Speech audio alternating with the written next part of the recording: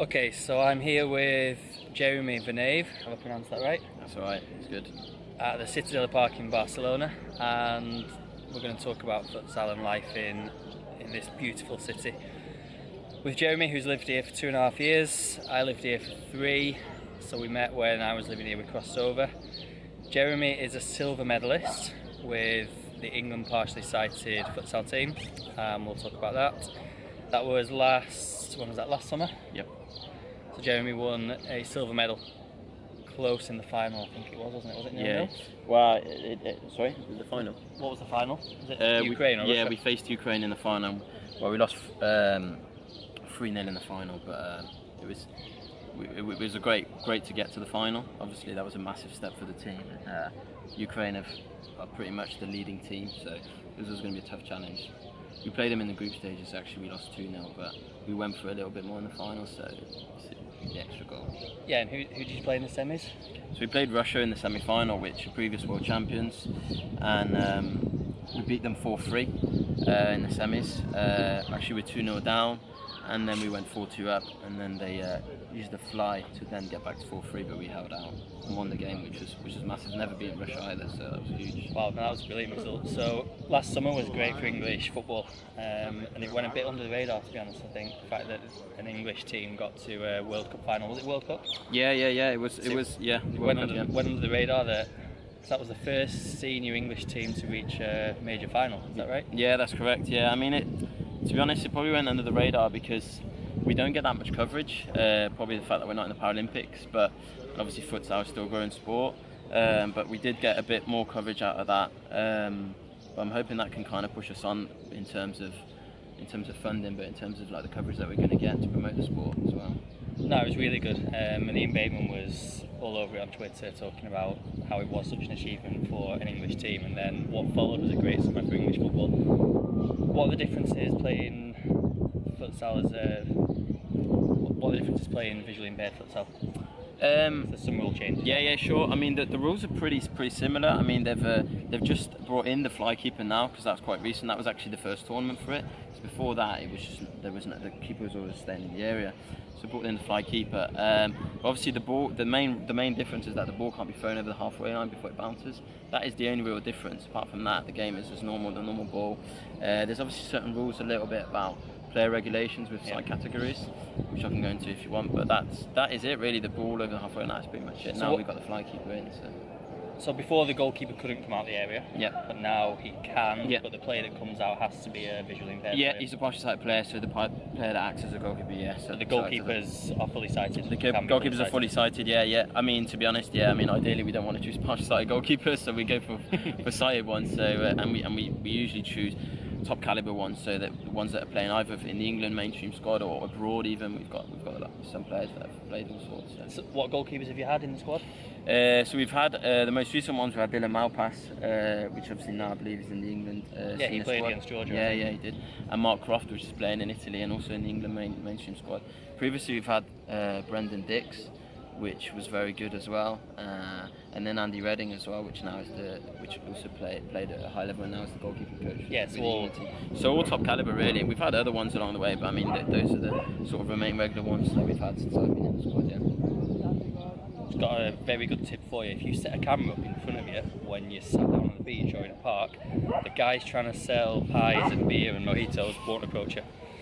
Exactly, yeah, great tool, yeah, it's one way of getting rid of them, for sure. I was sat on the beach before and it's every 30 seconds you've got to say no thank you, no thank you. Yeah. Cerveza, beer, agua, fresh cocoa. Yeah, you won't get dehydrated, I tell you. Yeah. But yeah, put a camera up and they'll not disturb you. I think we've just uncovered the solution, yeah, that's it. So how was the experience in the World Cup? I mean, so I've played it. I've been lucky enough to play in a couple of competitions, but I think the team has progressed. I mean, we brought Mark Forrest in as a coach as well alongside Ian, and I think the team has progressed in terms of we've got a young squad, and we really a lot of our players are playing decent amount of futsal, and we've got some experience as well to go with that with the older players. So I think it was the right year, and we had obviously good goalkeepers. We had Dylan and Mark in goal, and so we hit at a good point, and it was a massive group effort. I think now the challenge for us now is obviously how we can be world champions. Obviously Ukraine have a lot more training than us, which obviously is massive for them. But I wouldn't say as a whole they've got better individuals. I think they just have more fun and more opportunities to train. So it was a great tournament. To be honest, absolute joy for me personally and for all the others as well, I reckon, because the amount of work that you put away from the squad and how much it means to your everyday life, just being able to get to a final it was massive. Yeah, what an achievement. Just for English futsal as well, it's really good that we can compete on a world scale.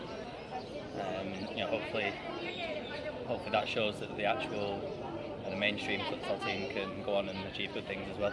Yeah, I mean it shows that. I mean the thing is, obviously, even though it's a disability squad, it shouldn't sort of like put that aside, that the fact that actually England teams can compete at the highest level in futsal, which was shown there. And I think we've got to take that and sort of look at other things around futsal in England and sort of how can we push things on, really. Yeah. So you've been in Spain for 2.5 years now? Yeah, it's coming up to almost. What brought you here? To be honest with you, I was working in England, in Bristol. I was working as a football coach, an academy coach for Bristol City. Didn't work out. Left the job. Didn't carry on with it. And I was 24, so still young. And I just I always wanted to learn Spanish. I wanted to catch a bit of sunshine, obviously get into futsal, and I thought, wow, where better place to go than somewhere quite close to home even as well. And Barcelona was always a city that I loved as well, because I'd been once, and I think the football model of Barcelona like kind of appealed to me to come here, and that sort of be able to live here would be kind of a bit of a dream, and now I'm here. So yeah, pretty much the same reason why I came as well. Yeah. It's close to home. Here we go, guys. Hola. Do you want to come on our video? What's your name?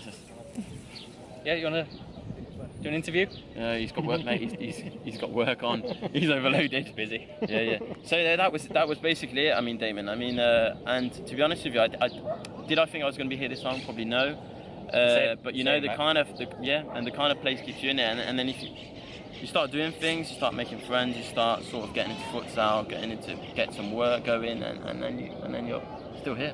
Yeah, when I first came, I had the opportunity to go and work for a club, and I got here and I just got into the futsal family here, the futsal world, and you get connected and things go from there. And I lasted 3 years here, and I only left because of a job. So I probably would have still been here now if that job didn't come up. I would have.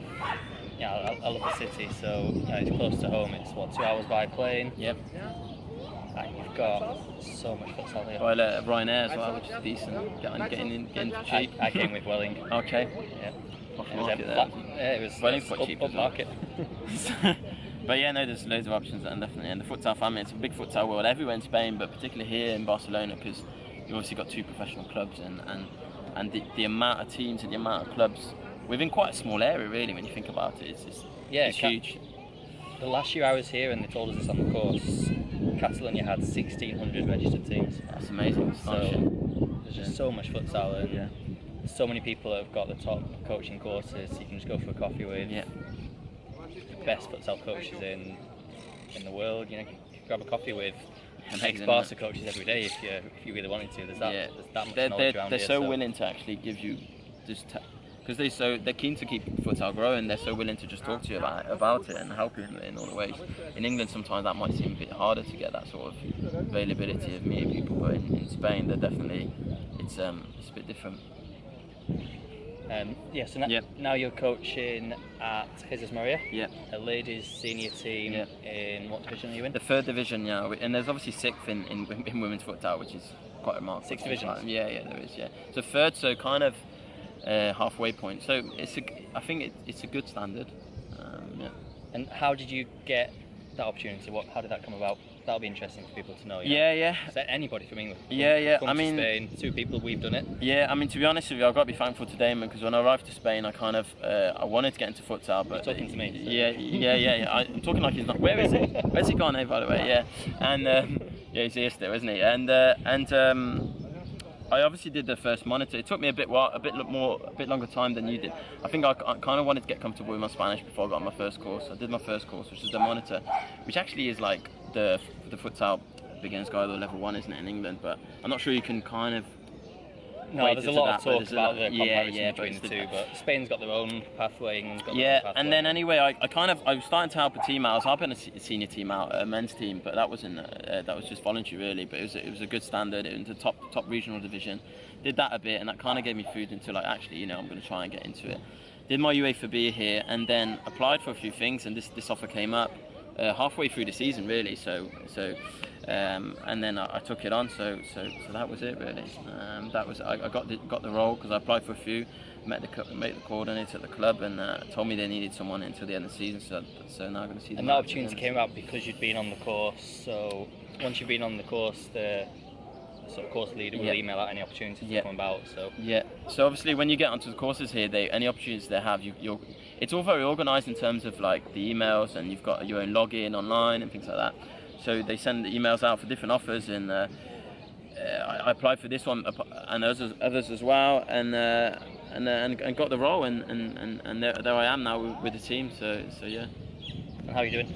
Yeah, all right. I mean, to be honest, so I took over end of February, so kind of it's after halfway through the season really, and the first couple of games were tough. We won last weekend, but the first couple of games were tough. Get to know the girls. They got to adapt to me as well as a coach. But now we're all right. We've got 5 games left to the end of the season. So really, I've picked up a team which are the sort of mid-table, slightly lower. So the aim really is obviously to make sure they don't drop and kind of push on. And we're not going to drop, which is the main thing. And now hopefully, if we can pick up a few wins before the end of the last few games, that'd be brilliant. Yeah. So my first opportunity came about through the course. I knew somebody. I met somebody on the course, and so I was looking for a club. He knew that. We've been out for coffee a few times, and he put me in touch with another club. And I did the interview, did that process, and got the opportunity in my first year. And my first year, you've got to start at the bottom. I started in the 5th division in under 18s with a B team of a decent club. I was attracted to a club that had structure and it had a good senior team. They were, the season before I was there, they were in the 2nd division. Okay, 2nd division, Yeah, they were professional. Okay. They had Xavi Closas, who's now the Barca B coach. And he worked at that club as well, so I had good access there to a top coach, and he helped me a lot. So that attracted me, even though it was at the very bottom. The structure of the club was really what attracted me, and that's where I started. And it was tough. First year's tough. The first role, you'll probably find it tough. The language barrier, the fact that we're English.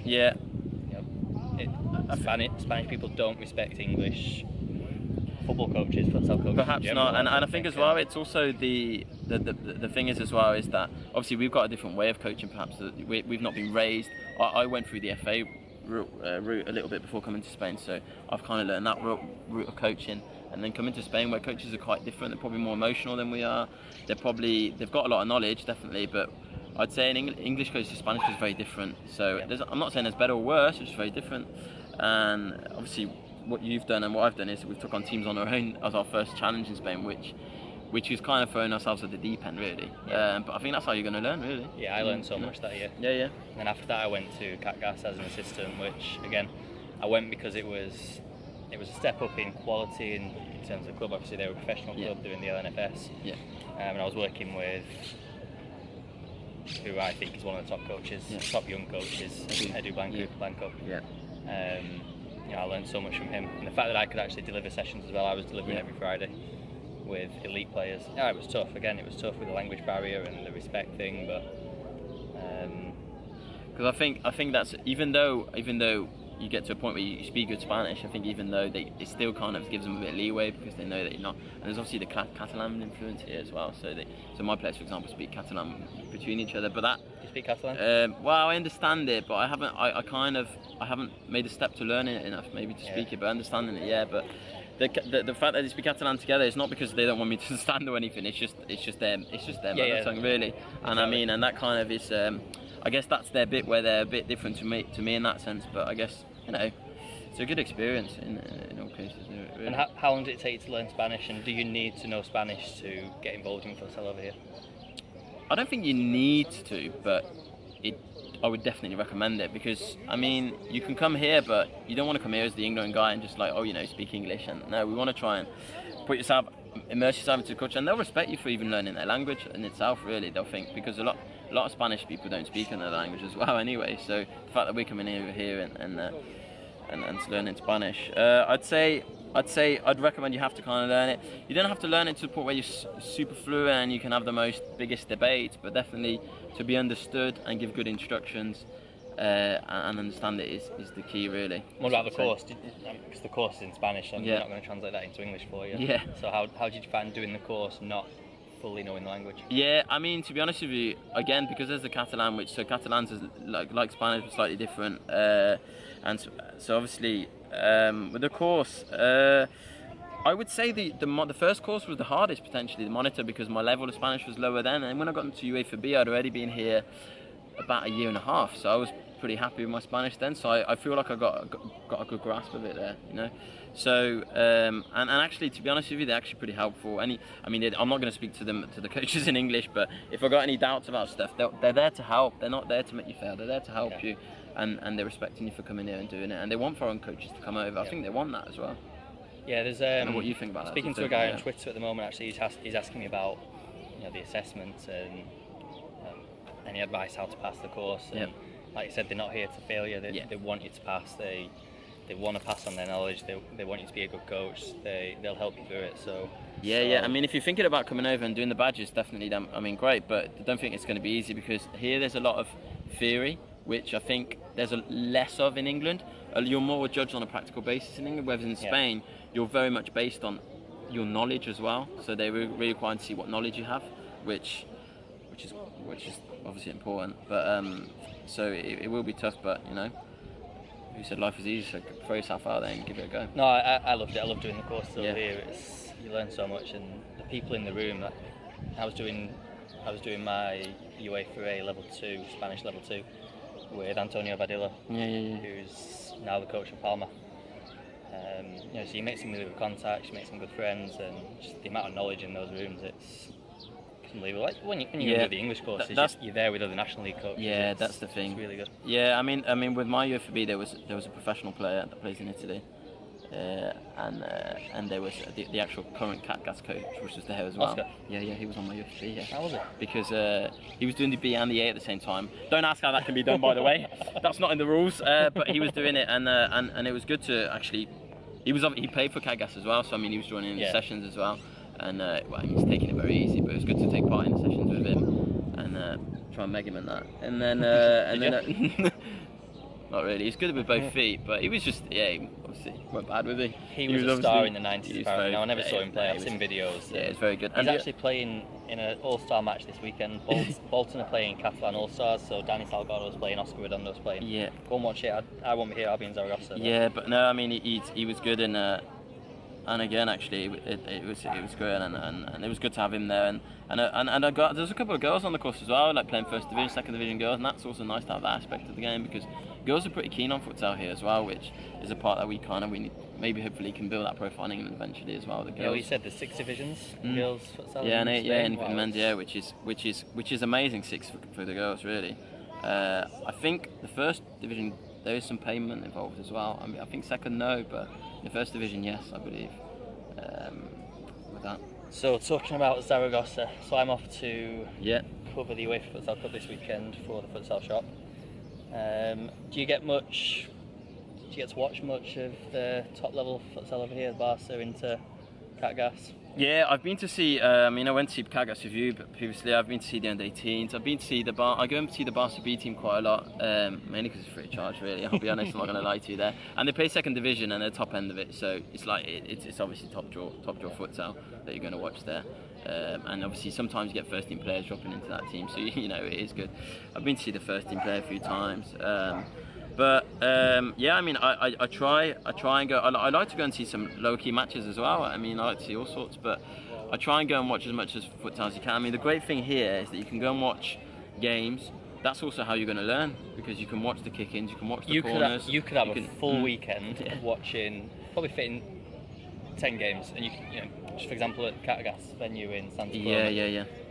If you've got a first team game on the Friday, you've probably got 5 or 6 games on the Saturday with the academy, and then the Sunday you've got more games over there. And they There's just loads of roll on, like one game after the other, and you've got the 12, 14, 16s, and you can stay within there. the metro, you could go and see a selection of hundreds of games over a weekend. It's amazing, isn't it? No, exactly. I mean, it's spot on. So I do go and watch as much of games as I can, and that's been good. That's been helpful in terms of just seeing what teams are playing. I mean, a lot of teams at the highest level play the full zero system, but it's brilliant to go and watch. Definitely. Who do you think is going to win the UEFA Cup this weekend? To be honest, I mean, like anything, when it's like this sort of concept, anything like in football or futsal, I mean, anyone can win it, I guess. But I guess with Movistar, have the edge in the last couple of years in the futsal world, don't they? Yeah, they're going to be going in as favourites. But Barca have done well against them over the years. I mean, like, you know, they're winning and losing a bit, so it could go either way. Obviously, Movistar got Ricardinho, which usually has been making the difference in a lot of games. But it would be nice for someone else to win, definitely, wouldn't it? I mean, I don't know who you're rooting for, Damon, but I've got a big affinity to Barca. Ever since I came here, Mark Carmona has always been really open with me, and you know, he let me into the club and showed me a lot of things, let me go to training and that. So I've got this attachment to Barca. I'd love to see them win it.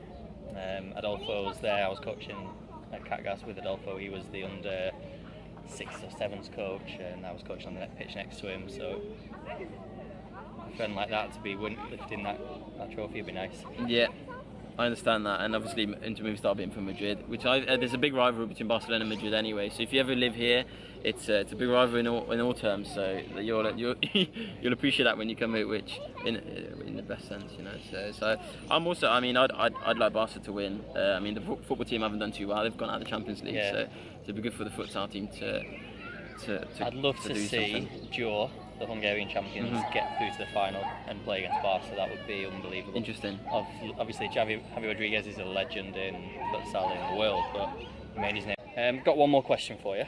So, I don't know if you've heard or read, they're talking about changing the rules in futsal to allow throw-ins again. Yeah, I saw that the other day. I saw a link to that, and actually the girls in training mentioned it yesterday, so they're pretty informed as well, and I mentioned that. I saw that. It's come from a Spanish journalist, so yeah, in Spain it's a big discussion at the minute now. I don't know if you know, but in Spain, well, in futsal world, there are two different federations. One's AMF, one's FIFA. AMF play with the original futsal rules, which are throw-ins, and they still do. So FIFA are now talking about changing throw-ins now. I've seen them both, I've played them both. To be honest, it's not that much different, to be honest. I just don't think it's a good step for futsal. I mean, to be honest with you, when I first heard about that, I mean, I thought, well, actually, the idea of futsal is that the ball's on the floor, isn't it, really? Yeah. I mean, that's the key with it, really. And bringing throws in, obviously, you're going to be working on people's controls, and they're probably not controlling that much as much with the chest as they are in football and things like that. But for me, keep going. Yeah, I think. I don't think it's recording, but to me, it would seem very weird to change such a big rule. So that's my view on it. Let's keep it as it is, I think. Yeah, I don't like it. It seems like a step backwards. I'd be happy to be led by the majority, you know, but it seems like it's a small minority that want this change. Yeah. So it's interesting that it's come in, really. I mean, where's that come from? I mean, it's quite interesting, but I'm going for a no. But yeah, I'm not a fan. I'm not convinced. It might change the game for the better. You never know. But at the minute, I'm not convinced that futsal is meant to be played on the floor. The kicking keeps it on the floor. I mean, you can launch it along the floor. They might feel that it might bring more chances and might make the game a bit more interesting because you might be able to put some long throws. It might create some more goal scoring opportunities. Who knows? But at the same time, with kick-ins on the floor, you obviously create. Yeah. You've got all those set moves as well from the kick-ins. Is that how are they going to be with throws? You know, so don't know. We'll talk for a while. Yeah. What's your one piece of advice to anybody that wants to come to Spain and do futsal?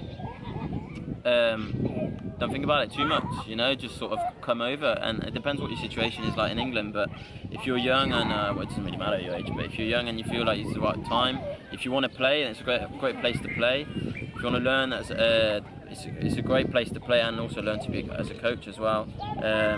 I would say go for it. Find out of the people that have done it, like ourselves or anyone else that has done it. I mean, in England there are some Spanish coaches, aren't there, around? Yeah.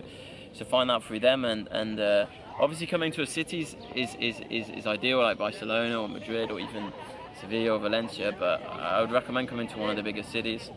But I believe the coaching courses in Catalonia are actually better than anywhere else in Spain. But that might be a bit of a bias for you. I don't know if you've also heard that, Damon, but to do the courses. And they've got so many people with knowledge here delivering the courses. So on the last one I did, Xavi Closas was delivering one of the modules. I know Venancio does the UEFA Pro. Mark Carmona used to deliver courses. Santi Gea, who was one, he was an ex-Barca coach. Yeah. That's the beauty. The level of person delivering the course is top. That's the beauty of it here. I mean, unfortunately in England, where we're staged, where maybe where we're at, where the coaches haven't maybe got quite the experience as the coaches in Spanish for delivering the courses, and that's going to bring a lot when you come to Spain. If your tutor has been coach of Barcelona or has played professionally or whatever, and is super approachable, then I mean that's going to help you a lot. So I mean, to be honest with you, it's definitely yes if you've got the opportunity to come, for sure.